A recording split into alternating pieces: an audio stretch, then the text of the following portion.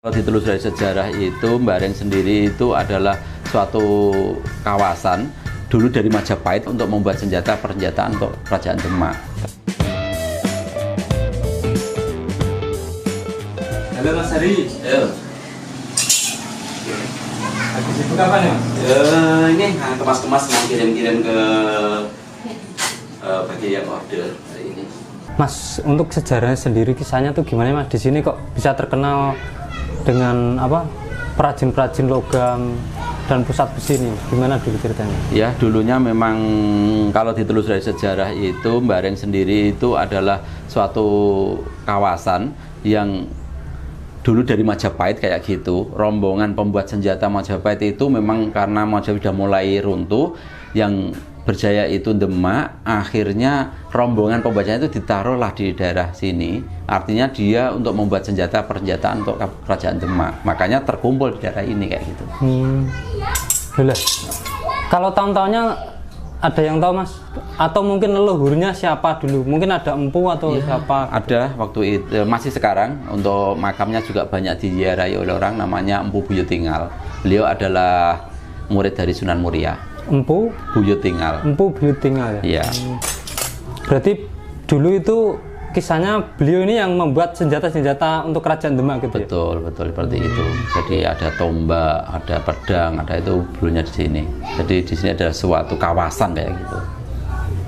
Sehingga masih berlanjut sampai sekarang dan masyarakatnya di sini banyak juga yang melanjutkan untuk membuat ini ya Mas? Benar-benar. Akhirnya karena itu kan dia juga punya murid, warga sekitar berguru membuat dengan beliaunya. Akhirnya banyak sekarang beralih ke alat dapur, pertukangan dan pertanian kayak gitu.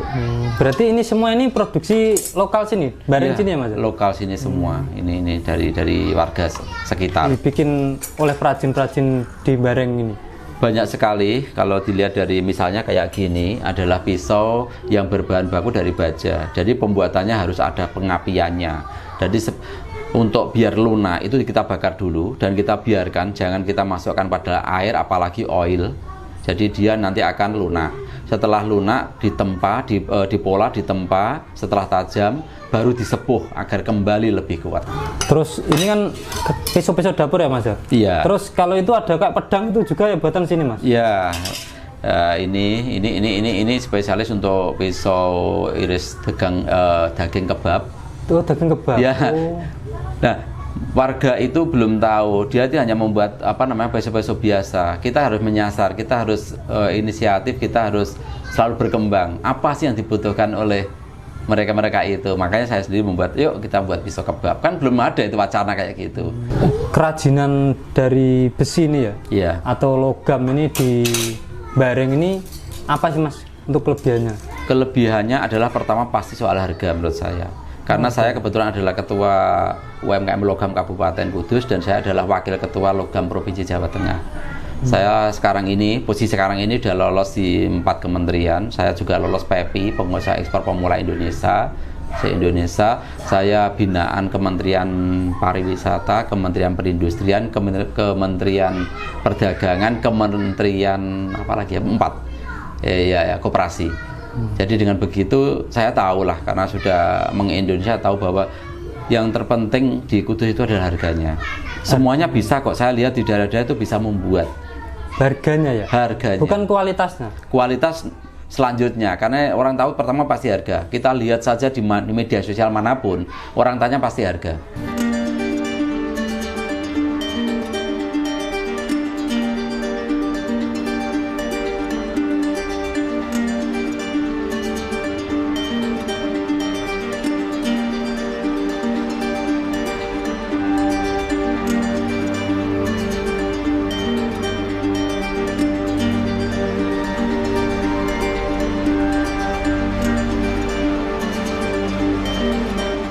Ya Allah ya Rahman ya Rahim ya Halim ya Riyaku ya Karim ya Malik ya Rabbi shrah li sadri wa yassir li amri wa hlul 'uqdatam min lisani yafqahu qawli.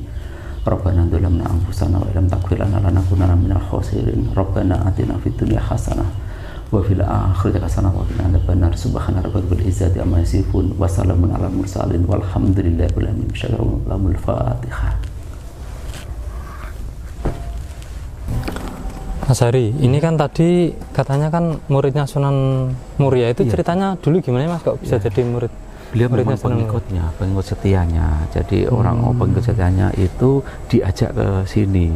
Artinya nantinya dia akan menjadi pepundenya, tokohnya di sini kayak gitu.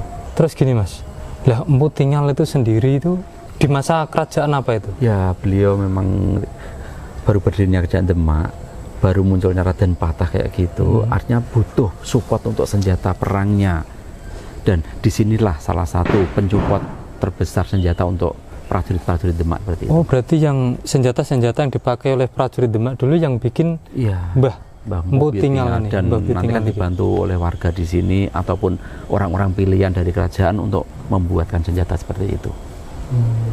Tahu Mas kenapa kok dinamain Mbah Buyut Tinggal itu? Karena walaupun dari jauh dilihat dari Muria ceritanya ini dari sesepuh itu masih ketinggal, artinya masih terlihat. Jadi dilihat dari puncak Muria, kalau kita melihat ke arah selatan itu masih ketinggal, masih terlihat seperti yang itu. Terlihat itu siapanya? Ada ibarat ada auranya gitu loh. Ada kayak semacam pamornya gitu ya, pamor dari senjata-senjata itu mungkin ya Mas. Dari puncak Muria sana itu terlihat seperti aura dan muncul. Akhirnya dijuluki ketinggal, tinggal dan tinggal. Artinya Empu Buyut Tinggal. Gitu ya Mas.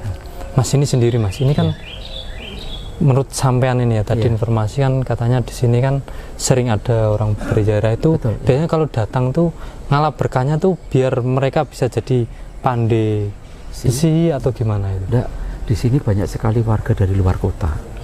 Saya sendiri sering bertemu dengan beliau-beliau, ternyata beliau menginap di sini. Itu biasanya orang-orang yang punya beban hidup berat. Di sini dia berziarah, menenangkan diri. Karena sebenarnya di sini kan banyak pepohonan dan terisolir, artinya masuk ke dalam dan tenang. Dan tenang. Suasananya tenang. Tenang, jadi dia butuh ketenangan kayak gitu. Lah, ini sendiri Mas. Ini biasanya kalau makam-makam leluhur ini ada hallnya. Ini biasanya pas di hall, haulnya itu bulan apa, tanggal berapa? 12 Maulud ya. Biasanya dirayakan 12 Maulud. 12 Maulud. Ya. Itu biasanya kegiatannya apa? Ada apa aja, Pak? Yang saya tahu ya biasalah buka luhur, ganti kain kafan, terus ada pengajian, terus ada dulu juga pernah ada arak-arakan sama membuat gunungan gitu, tapi ya? Dari kami membuat dengan hasil dari desa Dipolo, yakni cetok, pisau, bendo, arit dan lain-lain. Berarti gunungannya itu bukan sayuran, bukan hasil tani ya, tapi hasil dari pande itu, perajin logam itu ya. Gitu dari besi-besi itu Mas ya. Itu dibawa ke sini ada apa lagi mungkin selain terus yang paling terpenting menurut warga sini ya, berarti bapak-bapak kami itu adalah nanti ada air untuk jamas, artinya peralatan untuk pandai besi, baik itu palu, paron, gunting ataupun yang berkaitan dengan pandai besi di sini itu, nanti akan dijamas dengan air doa-doa yang telah didoakan oleh terutama juru kunci di sini. Berarti disiram pakai air itu ya Mas? Ya, jamas pakai ngalah berkahnya lah. Ngalah berkahnya dari Mbah Empu Buyut Tinggal.